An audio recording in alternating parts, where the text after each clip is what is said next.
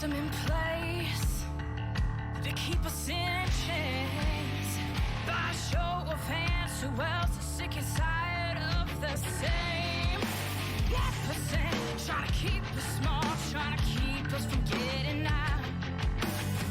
Minimizing the struggles they've caused, saying we're not working hard enough. We really should stop this fighting. Otherwise, we'll miss the fireworks. There won't be any fireworks. And here we go.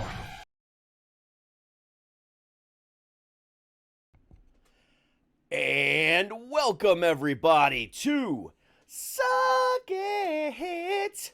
I am the great and powerful King of Kings, Prince of all that is awesome, Derek.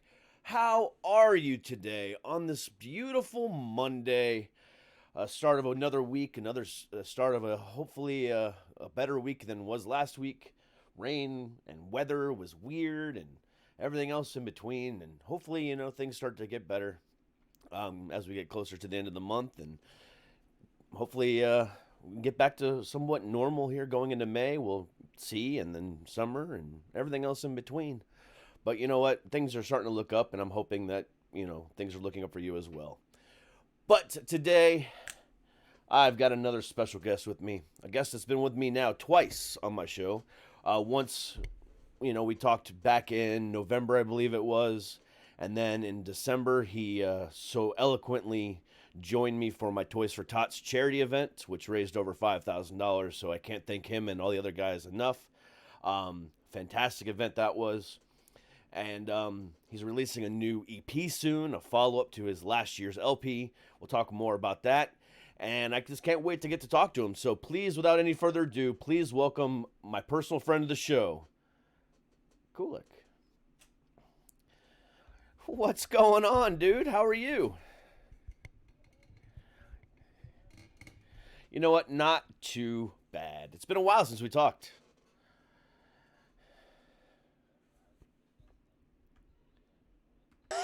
Time moves a little bit different these days. Yeah, it was November that we talked, and then we did the charity event December 11th, I think it was, December 12th.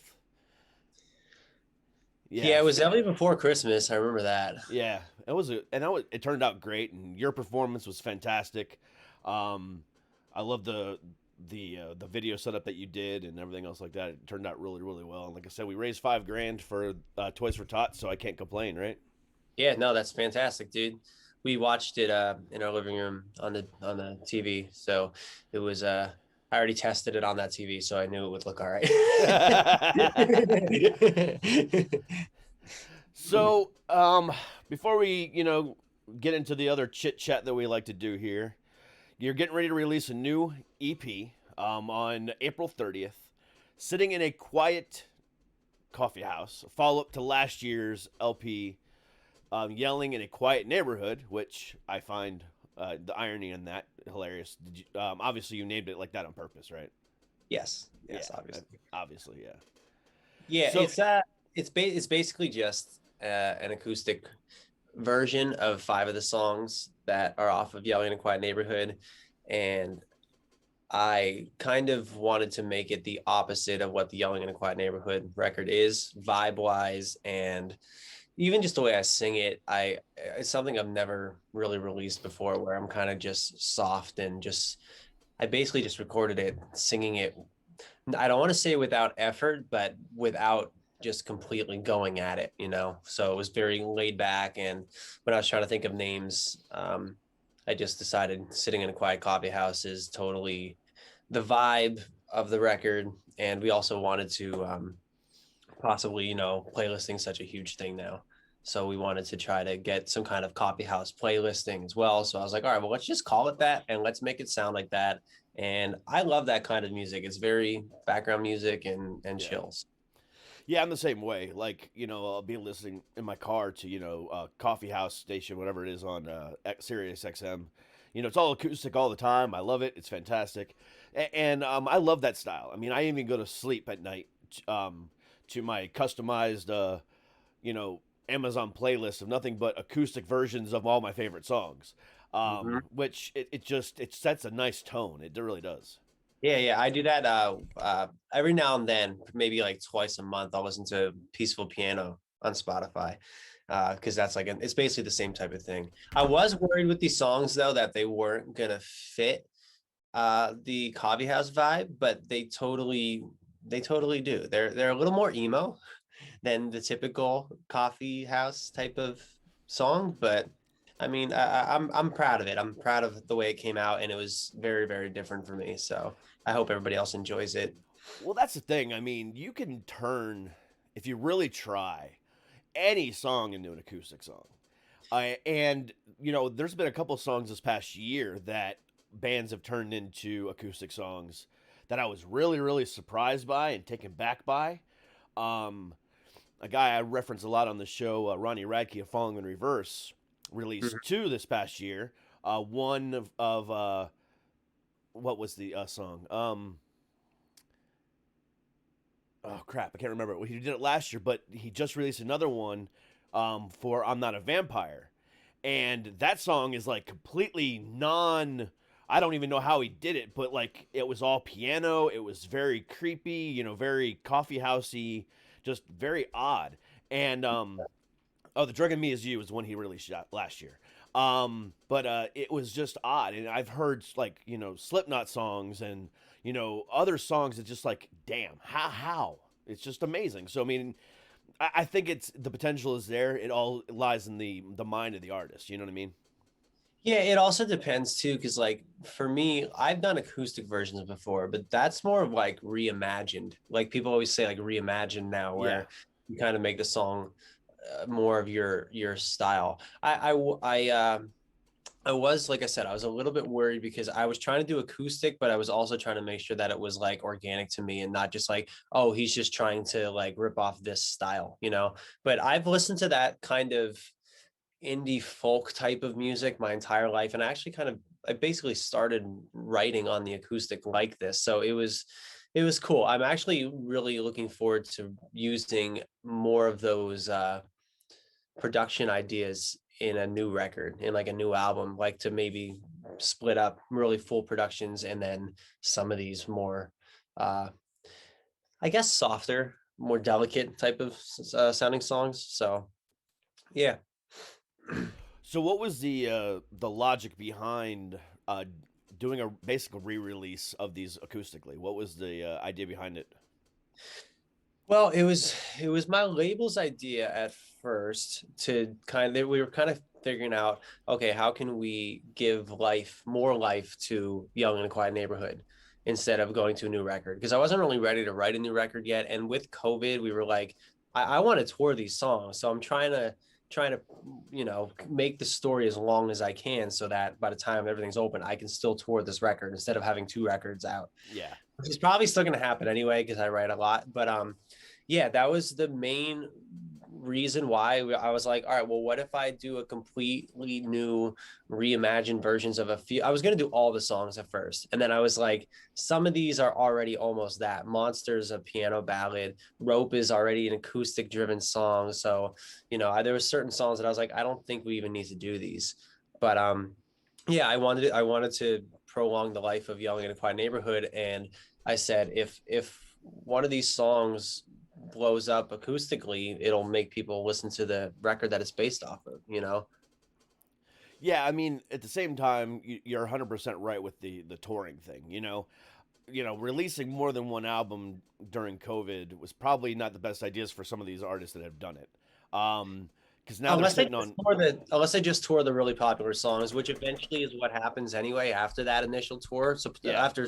after supporting that album, normally the next tour they do, they only play the big songs anyway. So I don't know. I don't know if it's going to negatively affect people, but I just knew I wasn't ready to start writing something completely new yet. And it was also like super depressing. So I was like, all right, I'm totally down to write this slow acoustic record. Like I'll absolutely do that. That is the mood I'm in right now anyway. So Yeah.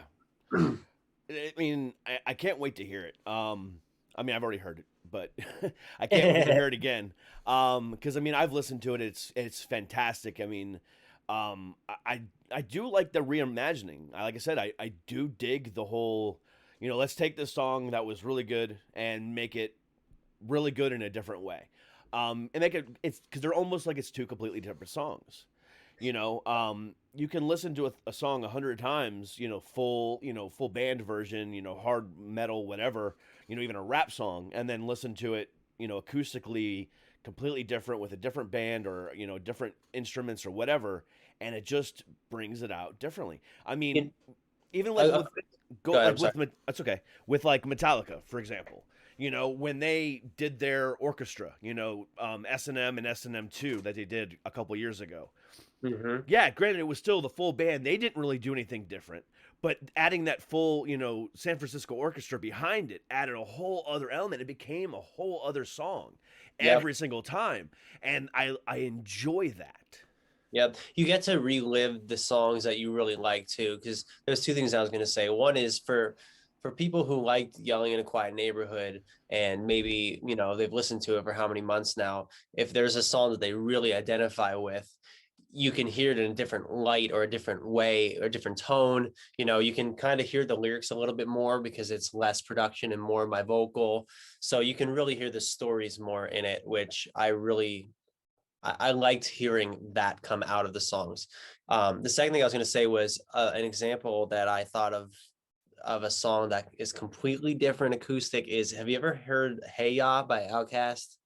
Oh my God, yes. There's a version by Sleep Token that you should listen to. It is sad as shit. If you listen to the lyrics of that, it's like it's a broken home and he's trying to like figure his life out. It's like insane. Whereas like Hey Ya is just like completely, they got rid of the Polaroid picture part because that's like the goofy gimmicky Yeah. part of the song. But yeah, it's Hey Ya by Sleep Token, and it's like a piano ballad, and he sings it like a little gospely, and it's just like, wow, like that song is so much deeper lyrically when you take everything away and just sing it. So about shit, it's been like 12 years now. One of my favorite TV shows of all time, Scrubs. During the final season, the janitor got married, and during the marriage scene where he got married, the lawyer Ted did an acoustic version of that song. Mm-hmm. And that was the first time I had ever heard. I mean, I've heard the song before, but anything like that before, as far as what you're referencing to that song, and hearing it differently, the actually listening to the lyrics in that way, definitely Yep. brought out a different side to that song. I never thought of that song in that way, and I'm not a big rap guy, but I've always been a big fan of Outkast because they just do things differently, Mm-hmm. and that song was definitely a definition of that. But then to hear it that way was awesome. So I'm definitely going to check out what you were just saying as far as that goes, because that song definitely has that type of potential as well.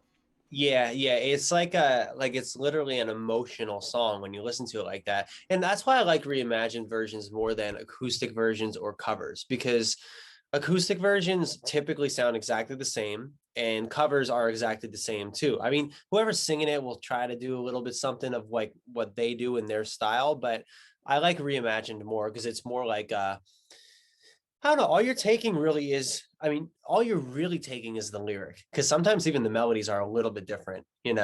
So it's like, okay, if a song's really well written lyrically, you can just completely redo it and it can still be a fantastic song. Absolutely. And again, it takes a true musical genius to really do that, especially with their own music. You know what I'm saying? You could do it with somebody else's song. I mean, I think that's going to be easier. But to take something that is yours, that you spent, however many days, weeks, years on, and then doing it yourself again in a different way, and then not even really looking back at that other song, just the lyrics of it. I do think it takes a true, musical genius to do such a thing, you know, with your own music. Right. I appreciate that. I I will say it makes it more refreshing because like artists never say this because they're not supposed to say this. So maybe I shouldn't say it, but I'm going to. Um, like you get tired of your songs, after a certain amount of time. So when I got to redo it, I was like, I'm so glad. Like I got to reappreciate the songs and why I wrote them and where I was at.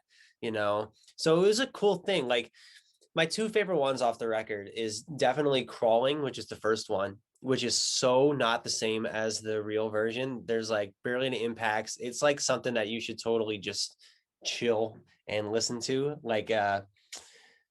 um like maybe have a beer with or something. Like it's that kind of like very chill thing. And then my other one is Waiting for You, because the Waiting for You acoustic version is just so stripped and pop, whereas the production of Waiting for You, the real song in Young and Quiet Neighborhood, is so anthemic and big with huge drums and all these strings and everything. So to hear those two polar opposites, that was definitely my favorite to do and re-explore. And kind of, I don't know, you almost don't have to start from scratch, is what I was going to say. You don't have to start writing the songs from scratch. You already have like the template, and you're like, all right, now I can just get really creative, and you start with what instrument you want to be the focal point, which for me was the acoustic, and a lot of vocal layers, and after that was it. So it's really fun. It's fun for me. It's really fun. But I appreciate that you see it in the perspective of creative genius. So I'll take it. And I'm gonna go ahead and say that you're 100% right with a lot of musicians getting sick of their own songs. I mean, there's only one person in the entire world that I think loves his own music more than his fans do, and that'd be Kanye West. I was gonna say Pitbull, but yeah. Pitbull also likes it. I mean, he literally sings his name in the songs, every song. So That's true. Okay, so maybe Pitbull too. I will say too, also, Yelling in a Quiet Neighborhood is a breakup divorce record. Like, I didn't want to consistently live in that. Like, that's what I did for the last year. Like, okay, I need to stay in this mindset of where I was at when I wrote the songs, which was complete turmoil, down, unstable, So it was like, that's why I was getting sick of it. It was like, okay, so then I was like, I'll just do the acoustic record. That'll be more raw, even more raw. It'll be like, this is the last time I'm going to process this. And then as soon as this acoustic record's out, I'm going somewhere completely different, because I cannot stay in that world anymore, because that's what I do with my music. I write therapeutically and about myself. So it's like, I don't really want to keep facing the same thing that should have been processed already, kind of, because I have the music to still talk about. Yeah, but you're now that we're slowly starting to open up and tours are going to start being booked soon, you're not 100% done with that. You're going to be reliving that. Listen, look at Miley Cyrus. Was that? I know, like I said, but look at Miley Cyrus. I mean, go back to the Super Bowl during the pre-show. She still cries every time she sings Wrecking Ball. I mean, that poor girl has been through so much, and you're right, touring is different, but at the same time, still having to relive those moments, still brings that back to you, and to still see her start crying on stage, singing the exact same song she sung 1,000 times now at this point, still lets you know it's still real to her. Yep, absolutely. And see, now that part I signed up for. I knew that, and that's why I like doing it. It makes you remind you of like who you are, and it humbles you and all the things that you've gone through and everything. But I was more going through it since I wrote it back in December of 2019 till now, by myself. Like, when you play it on a stage, yeah, it's sad. Yeah, you have to go through it all again, but you're looking at a crowd of people, and hopefully you're connecting with them so you don't feel alone. That's the main important part of music for me, is like, okay, now I finally have a connection with somebody, and somebody else felt this. I'm not crazy. I'm not alone. This is great. So not having that, especially with this record, has been really, really trying, because it's like, okay, I'm just experiencing this myself, and I released it, and you're also alone. Like, I feel bad for people who are enjoying this record, because you're probably listening to it by yourself, and it's like, it's a sad record.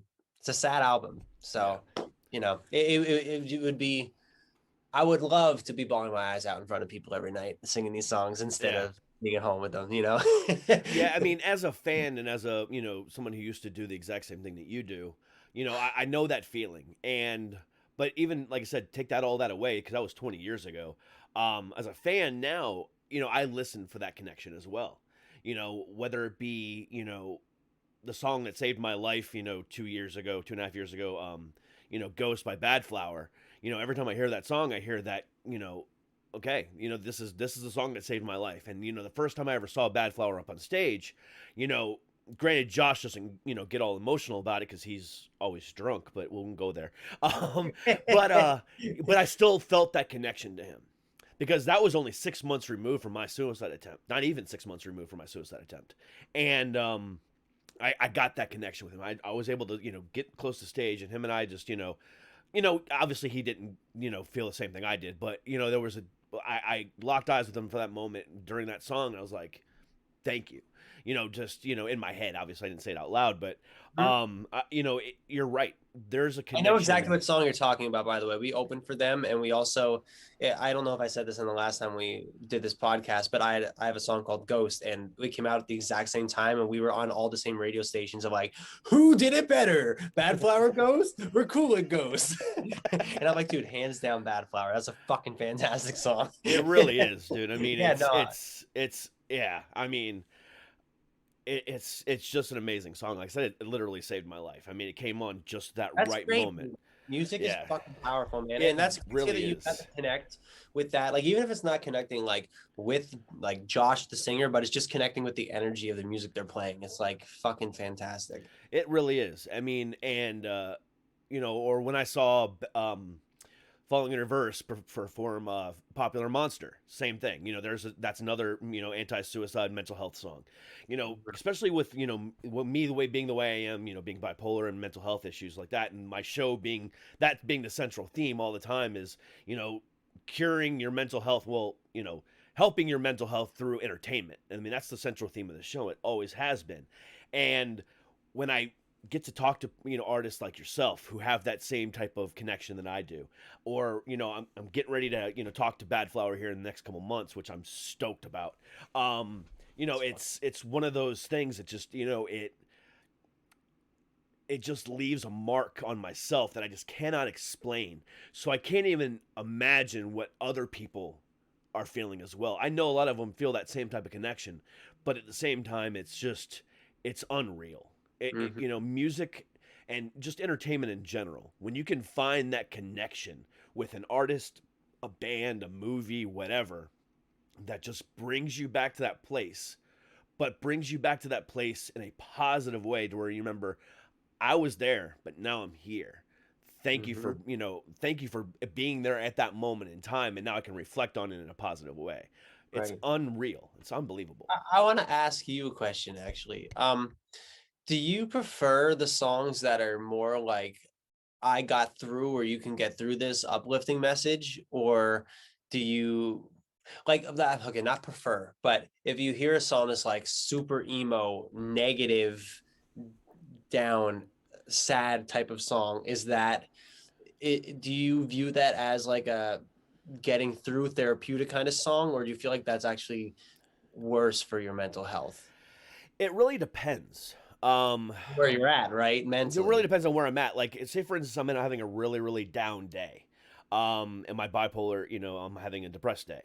Mhm. Um, listening to those depressed songs like Ghost or Popular Monster, or even going back even farther, the song that Nothing More did about his sister Jenny. That song.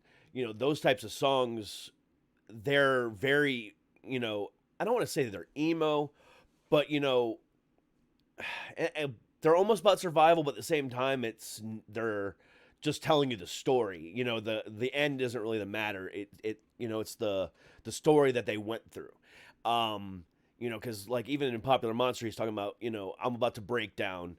Searching for a way out. There's no end to that song. It's very open ended.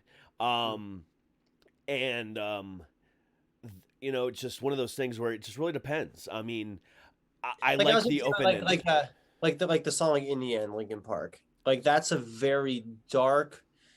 I mean, almost I would say I put a blanket statement on that. Like all of Linkin Park. Like sometimes if I'm feeling down, I actually feel like sometimes it's better to listen to the darker, sadder ones to feel that for a couple minutes, you know. But I was asking because I haven't decided yet if it's healthy mental health wise to listen to the emotion you're feeling, if that'll Yeah. pull you down further or not, you know. Because Well, I've been I've been debating that with my songwriting, right? Because like I was on an antidepressant for the winter. My doctor suggested just go on it for the winter, 10 milligrams or something. And I got off of it. He said I can get off of it. I can stop cold turkey because it's only 10 milligrams. Started having these brain zaps, started like really not feeling good. I still don't feel good. Like it's very crazy, like up and down type of thing. And I'm trying to write about it. But when I think about it, I'm like, should I write this like it's really, really dark the way I'm feeling? Or should I write this like I will get out of here kind of feeling, you know? Yeah.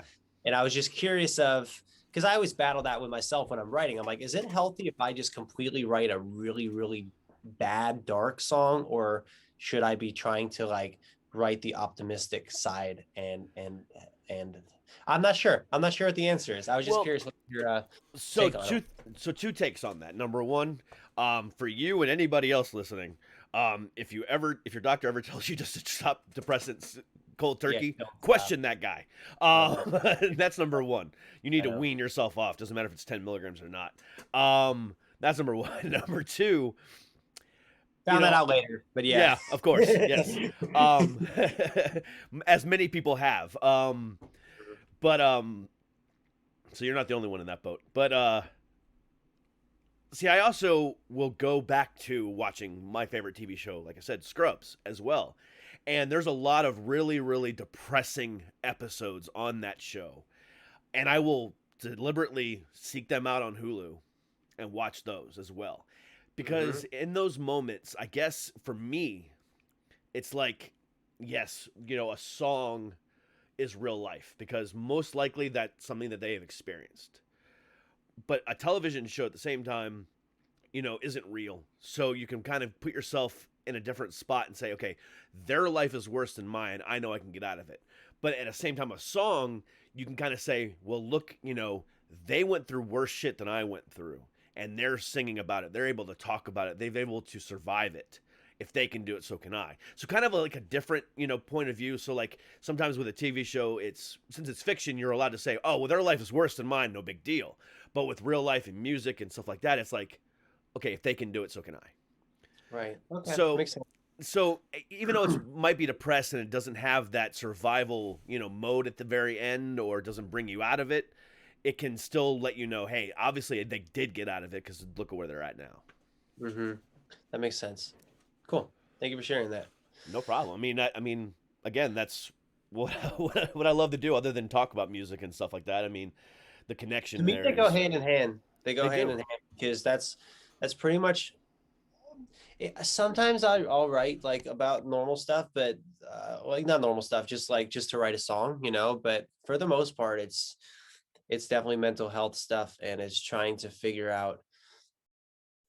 For me, I would say it's more of the loop of trying to figure out, am I just pretending I'm happy? Is this just all complete bullshit? Like that's the loop I go through of like, all right, like I feel really good. I'm like, wait, hold on. I'm just pretending I'm happy. I don't know if I'm actually happy. I don't know does any of this matter? My parents drink. Maybe I should just keep drinking. Maybe I should, okay, no, I'm going to be sober. And then, and then it's like, it's a lot in there, which is insane. I'd love to like, I wish there was a way to like really hear what other people's perspectives were on their own mental health without feeling like the whole human race is completely bad shit. That's a good thing. Well, I've always wanted to kind of do a series kind of like that. You know, not talk to like authors or anything else like that, which I've done too, about mental health survivors who became authors, but just everyday people. I've always wanted to kind of, do a series on that, but to get people to open up the way I do or you do or other, artists do is really, really difficult because even though it's become more, I don't want to say the social norm, but it's become more open lately. People still have that stigma about it. Oh, I don't want people to think I'm crazy. Oh, I don't want people to think this, or I don't think I want people to think this. Even my brother, he called me this morning and he suffers from bipolar 1, which is the worst, more worse than what I have because I have bipolar 2. But last week was my birthday. I just turned 40 last Friday, When's your and birthday? it was April 9th. Mine's the 11th. Anyway, good. Nice. Happy birthday. Happy Um, birthday. so I didn't hear from him. He didn't call me, and it was my 40th birthday. I'm like, where the fuck are you? I didn't even talk to him. He finally called me today. He's like, dude, I've been down and out for like the last week, and I didn't want to talk to anybody. I didn't want to call anybody because I didn't want have to hear about it. And it's like he's been dealing with it for longer than I have, and he's been going through a lot of stuff too. But to hear even someone like my brother, who's actually come on the show, and discussed his issues before, he still has that problem with stigma. You know what I'm saying? He's still afraid to talk about it.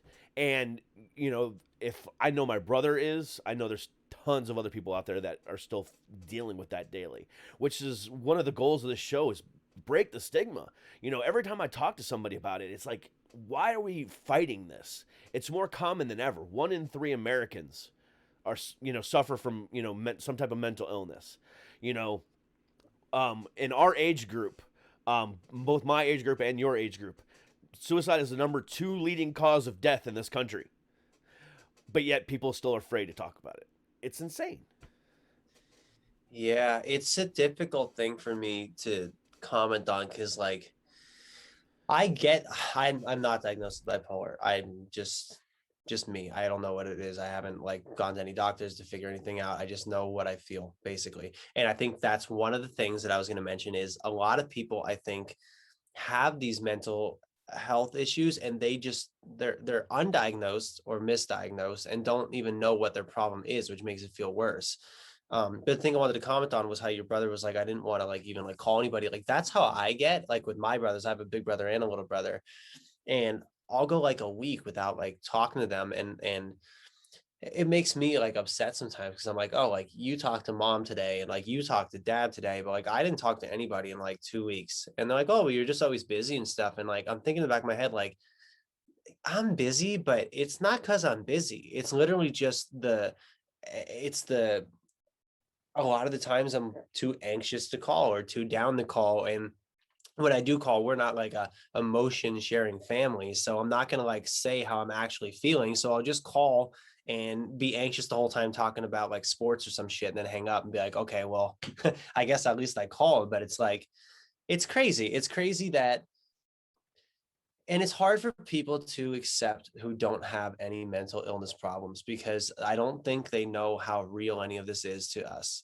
I think that they're like, well, I feel fine. Or like, oh, I have struggles. I just push through them. And I have a lot of that in me too. I have a lot of like, just push through it. You can get through it. But like, there's certain limits people have, man, where it's like, you just can't push through it or you need help, like I have friends and family who like maybe went through a rough patch, like somebody started a new job or somebody moved and they have anxiety for like 2 or 3 weeks because it's something new and then they get okay. And I'm like, yeah, that feeling you have, that's what I have like 28 out of 30 days in the month, like that's how I feel all the time. Like I know it seems fucking unbelievable but like that's what it is to have a mental illness. And it's really hard to explain that to somebody who doesn't have it all the time. They think it's situational, which it is for some people, but for other people it's not. Yeah, it's situational and sometimes it's even seasonal. It's very seasonal for me, but Yeah. situational and seasonal, but sometimes it's also for no fucking reason. Yep. 100%. Sometimes it's just, and I think a lot of people don't want to deal with that. Of like, oh, like how is so and so going to be today? Like, oh, like almost like you're a soft, And I don't know how to draw that line. I don't know how to tell if someone's just being too soft and to push them through. And that's difficult. It's difficult for me for myself. There's certain, I don't know if that's how you are, but for me, it's like some days I wake up and I'm like, just stop being a bitch. Just stop being a bitch and get through it. And then after like 3 hours of that, 4 hours of that, you're like, no, this is totally not going away. Or, oh, it's just been like 2 weeks now and it still feels like this. Like, what the fuck is going on, Yeah. That's the thing that most people don't get about me when I talk about it is like, for me, I'm good for spurts. It can be 3, 4, 5 months. And then I'll have a month or two that's just like, holy fuck, like why am I feeling like this the entire time? You know what I mean? Yeah. Which is, and I don't know why that happens. And I don't think anybody really knows why that happens yet. And again, you think you're right I think you have to at least talk about it. And for me, that makes the anxiety worse when we talk about it because you're admitting it, but at least you're telling the fucking truth and figure it out from there. It's better than just suppressing it and pretending it isn't real. Yeah, I mean, That was a mouthful. I'm sorry. no, it was because I mean, the way you just described it, it sounds a lot like bipolar disorder, to be honest with you. Yeah, I know. I have to figure it out, dude. Figuring it Yeah. out. Figure it See, out. And see, that's also because some something people have, that 3 or 4 month span of of goodness, and then that down period, and then up, whatever. Like I'm a rapid cycler, so I could be like 1 month in, 1 month out, or 1 week in, 1 week out, or just it's very odd how I do it. Is it even for you? Like, I wanted to ask, like, is it even for you, or is it sometimes like 5 good days, 1 bad, 5 good days, 6 bad, or is it like 5 good, 5 bad, 10 bad, 10 good? You know what I mean? Like, is it normally equal? I will have, a few, I could have a few days good, and then a few days that are um, the manic side, which is like really, really, really hyperactive. But then as soon as I get through that, it's like boom, down. Dude, Um, I am with working on music. Like the whole record is made like that. All my music's made like that. I can go a week where I'm working, wake up at 8 a.m., go to the gym, get back here at 10, work from 10 to 10 p.m. Do that for a whole week. Feel great. Worked on so much stuff. Go, go, go, go, go. And then once I get done that, I'm like, okay, now what? I'm completely down and depressed. Uh, was any of that was there a point to any of what I just did? Like I try to use my manicness in my work, and like my partner's the same way. So like that's also something interesting to have two people in the house doing the same thing and also be manic. But I try to use it at least positively. But yeah. anyway, yeah, continue. Sorry. So we're recording this on Friday. We're not releasing this until Monday. So you guys are hearing this, 3 days before it happens, but or 3 days after it happened. But so like on Monday this week, I woke up and I was having really bad sinuses or allergies. I wasn't really sure what was going on, and Mm-hmm. then it got worse Tuesday, Wednesday, and even yesterday, Thursday. I started to feel a bit better, but today I feel a lot better. I'm just a little bit congested. No big deal. But I woke up every day and I had to push myself to do the things I had to do. Come down to the studio, do this, do that, and push myself really, really, really, really hard. And I made it through, no problem. Today, my daughter's with me, so I, basically taking the day off with the exception of doing the 2 interviews. I'm not doing anything else other than 2 interviews because I got one tonight as well, a live one. Um, but I woke up this morning knowing that I didn't have to do anything else other than do 2 interviews. I'm down in my depressive state right now. It also doesn't help that I fell asleep early last night and forgot to take my meds, but that's beside the point. One missing one dose shouldn't put me this bad. Mm-hmm. But I know that because I pushed myself so hard to get stuff done and I was not feeling well, put me through today. And that can happen a lot too. If I push myself harder than I know I can handle it, which I do all the time, I know that when I stop, it's gonna boom. It's like that whole, I'm never gonna retire because So as soon as I retire, I'm gonna die type, mentality. That's that same mentality that I have. As soon as I stop working, I know I'm gonna have a depressed day, and that's dude, exactly what happened. well, you know what? It's that sounds so similar to how I feel about it too. And whenever I'm done the work or not working, like if I don't have a plan for what I'm doing the day, I'm just horrible. Like it was like, oh, we have nothing to do but relax today. I'm like, that is the worst fucking day I could have. Yep. No, no, I can't do that. Like I'll try to do it. I'll try to do it unless I smoke weed. If I smoke weed, I can do it. And I'm trying to not do that because like I don't want that to affect. I'm trying to just be sober. Like I'm trying to not really drink, not smoke, just completely, really figure it out. Try to have clarity, as much clarity as I can with it. But it's like, yeah, any day that has nothing planned, I feel like a complete failure, and it is completely like here's a question for you. Does it help you when you get a shower? Yes. Yeah, as soon as I get a shower, I feel good for at least another half hour after that. Yep. Yeah. Now, if I go back to doing nothing, back to bad. Yep. But if I get a shower, I'm like, all right, cool. Like, and this is another thing too that I'm starting to talk about and bring out a little bit, and probably with the newer record when I come out with it too. But like, my self-identity issue is also really fucked up with this too. I don't know if they're associated or not, but like just, I don't know if it's the aging and then looking in the mirror, or just looking in the mirror and being like, who the fuck is that? Like, I don't even like, I forget my hair's bleached. I forget that I got, whether I shave or not, unless I consciously take time to do it, and like have self-reflection. But like you, I've been having a rough last like 2-3 weeks, and I've been doing none of the things that I usually set up, where it's like meditate, stretch every morning, give thanks, be grateful, which are probably things I said on your last one, the last conversation we had. Yep. Like, I haven't been doing that. It's been a new routine. We got a dog, so like now the dog is like in place of the morning stretching, so it's more stress instead of self-reflection. It's like, and how much time do you have in a day to do it? And then you got to also make money. It's like, I get why people are fucking overwhelmed, man. I understand why people are having a lot of mental illnesses. It makes sense to me. Yeah, like today I made a plan. My only plan, other than doing the 2 shows, was I was gonna go mow the lawn. That was a personal thing. I needed to mow the lawn. Man, I texted the local neighbor kid and I said, "Hey, I'll pay you $30 to come and do it for me." I didn't even want to fucking do that. I mean, I just was like, I had my heart set on, because I know when I get on the show and do this type of stuff, regardless of whether it's recorded like this is or tonight when I do it live, I know that during that hour and a half, 45 minutes, whatever it is that we talk, I know that I'm in a good space. Like right now, I don't feel like I did an hour ago. I 'Cause, know. And what's fucking scary too is, when, as soon as this is over, it's going to feel a little bit like, oh shit, that's a little bit down now again, yep, unless you plan some stuff to do to get through it. Dude, that's so fucking interesting. Like, I totally get it. I totally get it. I always thought that was just like a me thing. Like, it's kind of interesting that, like, to hear somebody else explain it exactly the way that it's felt. So yeah, that's good, dude. That's great that you are talking about it and yeah. sharing, because And it's not so much even like that I'm working right now, because I mean, I don't consider this work. I mean, I run a podcast, 4 or it's not 5 days work. a week. It's It's it's not it's work. free flow. It's free flow. It's not even that. It's the fact that I'm doing something I love to do, which is talk about mental health, talk about music, talk to somebody that I've talked to before that we have a connection with. Whatever the case might be, it's just that whole idea of talking about what my issues are, or talking about my love of things, that gets it out.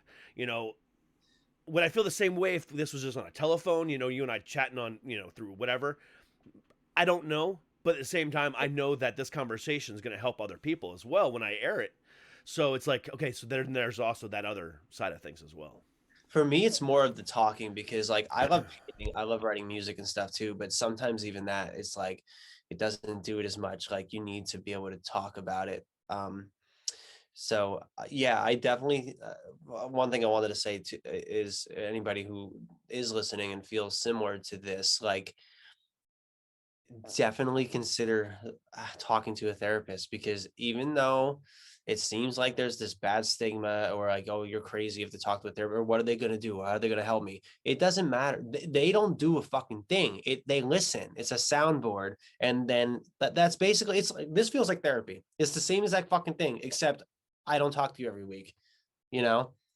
And yeah, I definitely think that is, I don't know if that worked for you, or if you do that or not. I haven't done it in a while. I think I might go back to it, especially during like lower periods. Yeah.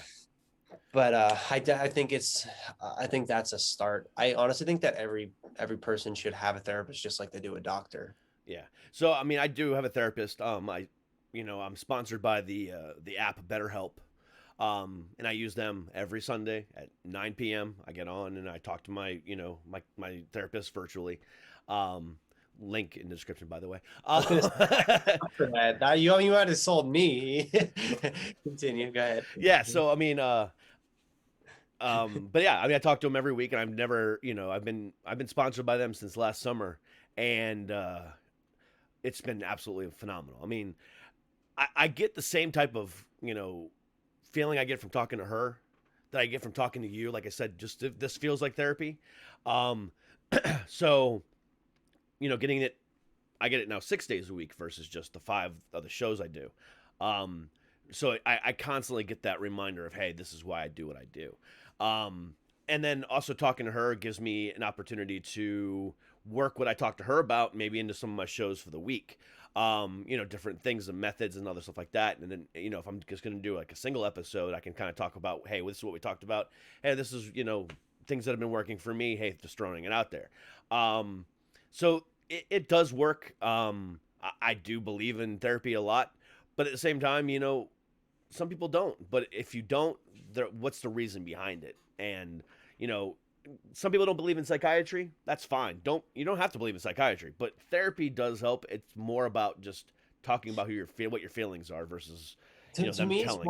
it's more like a don't knock it till you try it thing. Like try that. If it doesn't work, try music. Listen to, listen to me. Listen to people who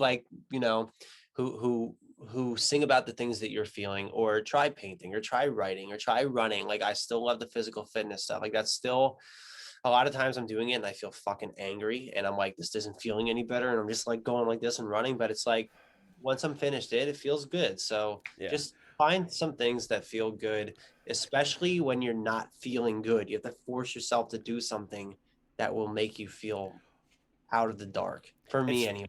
It's funny that you mentioned painting because, one of the most prolific radio person, over the last 40 years, Howard Stern, has been an avid painter for like the last 10 or 15 years. And if you ever listened to him, and you know this about him, but if you haven't, you don't, like, he's calmed way the fuck down over the last 10 years since he started painting, because that's now his meditation. That's his way of, getting it out and letting him, expressing himself. And now he's just stupid funny. He's not angry all the time. He's not constantly cussing people out and doing stupid shit anymore. I mean, he still does because he's good at it. But his way of dealing with things in 2021 versus 99 are completely different. Right. Yep. So that just shows how it works, It doesn't matter if it's painting or not. It definitely works because like I started painting those drum skins during COVID. I have like an art page, is at Jacob Kulick Art, but I sell these drum skins for like $95 and it's just strip art paint, and it takes about 45 minutes for me to paint them, and it's just a 45 minutes of calm of just watching the colors run. And it seems so like, might seem dumb to other people, but like to me it's like I enjoy the calmness of that. I enjoy the cold paint on the fingertips. Like it's a sensation thing, so yeah, I never liked paint. I'm not a good painter. That's why I love drip art. It's like, okay, you can just pour the paint on, let it drip, and do it till you're satisfied. I started doing more now, but I definitely think the arts, everyone always says like they're not like valuable basically, but I really think in the future it's going to be the most valuable thing, because it's going to be what people turn to for therapeutic purposes, and everyone's going to fucking need it. I wholeheartedly believe you in that, because as much as I every episode I say hopefully the world's gonna get better next month. I say that every episode. I don't know if I truly believe it, but it's just my way of hoping for the best. But I don't see things changing anytime soon. So it's up to us as individuals to make it better for ourselves. Because if we're relying on other people. I will say too, like your show is something that does make it better. Like you made my day better. So like whether, and hopefully you doing your show makes your day better, Absolutely. So if it doesn't feel like the world's changing, like at least the start is your world, like you can only start with you and then go out. So that's what I try to do. I try not to focus on all the bullshit that's over here, and I try to focus on like what's here and just kind of grow from there, Yeah. If that makes sense. I know it seems a little. So let's go back to music for the close out the show, because absolutely. We've talked. We go on tangents, man. I love this shit. I love it too. So you and I talked about it briefly before the episode. We won't go into what we talked about, but things are starting to open up again. I mentioned I watched WrestleMania this past weekend and saw for the first time in over a year, crowds in the stands. Yeah, I've been seeing it, spurts on baseball games and stuff like that, but nothing like what I saw for WrestleMania. And now I'm starting to see, concerts being announced. Like I just bought tickets for Ginger and Suicide Silence in Silver Springs, Maryland. Not Silver Springs, in Baltimore, at the Soundstage. for November, October. So it's like, Is you it a know, one-off? Is it a one-off show or are they no, tours? there it's a like a 10 or 15 cities tour. Okay. All right. Cool. So I'm really, really excited about it because it'll be like the first show I've seen in like 2 years, if it happens. But you know, I'm seeing a lot more shows being announced. Um, have you, you know, I know you've probably seen the same thing, but what are you thinking about as far as what you're going to be doing here in the near future? I'm going to try to reach out to my booking agent who probably hasn't been doing too much for the last year and just ask, the way we get our tours is normally from our booking agent who gets the tours in his emails and then he'll see if we're a good fit and submit us. So I'm hoping that the more tours that come in, the more we get to submit to. Um, for me, at the scale that I'm at, I'm not just going to book random shows. A lot of the venues that I would play at are the venues that hurt the biggest in the pandemic, where it's like they're not 20,000 seaters, they're the smaller venues. So I'm curious to see what happens with the artists that are at my level wise, just fan base wise, because I know the big acts will be fine. They'll be fine. They're gonna do their shows and they'll probably, like I saw Metallica's playing with like Five Finger Death Punch and like two other people, like huge acts one night. It's like $200 ticket, like they're able to do that. But for me, I'm just hoping that other bands who are a little bit above my threshold of audience start getting tours so that we can go on tour with them. I'm not planning to do any kind of headline tour yet, and I'll reassess that in the fall. If we don't have anything in the fall, I'll probably try to get something for winter where I do a little East Coast run. But for now, I'm hopeful that everything continues to just keep opening up, and I'm going to try to continue to be patient. Um, that's all you can do. Yeah. Well, I can tell you this right now: wherever you are at for that first show back, whether it's, you know, in my side of the woods down in, you know, Virginia D.C. area, or if it's up in your neck of the woods, which isn't far away at all, you know, I'm gonna make that trick. I'm gonna come up to you there and see you for your first, you know, performance. I would love that, man. I'd love Because to see as you. soon as it's done, I wanna do another episode and get your reaction, you know, Oh, and see dude, that'd how. be fucking sick. That would be so sick. You get a completely different version of me. Hell yeah, because I want to see, you know, after more than a year of not being on stage. You know, there's a couple other bands that I'm doing that with too that are that I've talked to that are on the same PR label that we're on.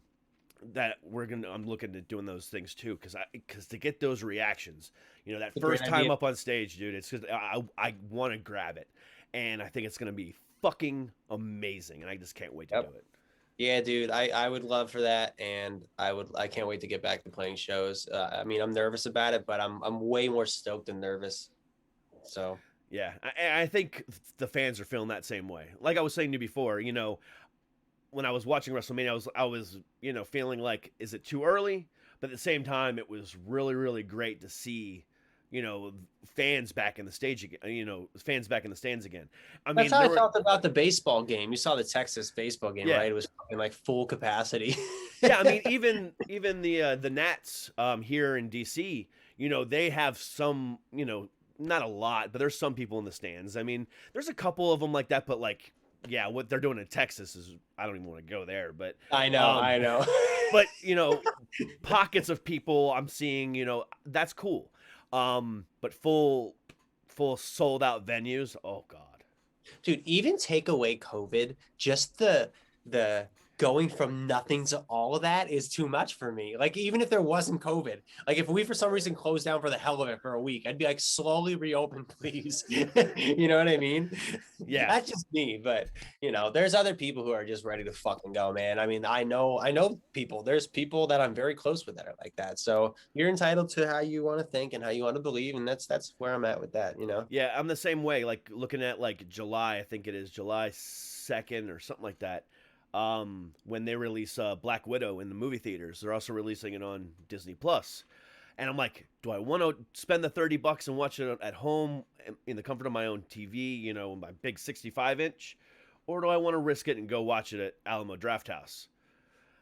I'm still debating, but it's like I kind of want to go to Alamo, you know, but I'm not sure. I don't know. Dude, it's been a difficult mental battle because I'll say too, like I just joined Gold's Gym for the last month, and you don't wear masks in there. Like in Pennsylvania, you don't wear a mask. You have to wear it in the common areas, but not when you're lifting. So first of all, I'm like, I don't even understand the point of that. But also, I'm like, is this the right thing to do that I'm here? I mean, it's allowed. The state allowed it, but does that mean it's the right thing to do? You know, it's like no one there's no like voice anymore, like telling you I don't know what happened. It's like free for all, America free for all. Yeah, I mean, I'm a member of Planet Fitness, and you know, we have to wear our masks from machine to machine, but not while we're using the machine. But we also have to carry around a bottle of disinfectant and disinfect We do that. yeah. But the whole idea of don't wear your mask while you're using the machine, but use it from machine to machine. It's like, okay, I'll wear it for this 5-foot walk, but whatever. Yeah, I don't understand anything anymore. Period. Yeah. Whatever. That's where I'll leave you.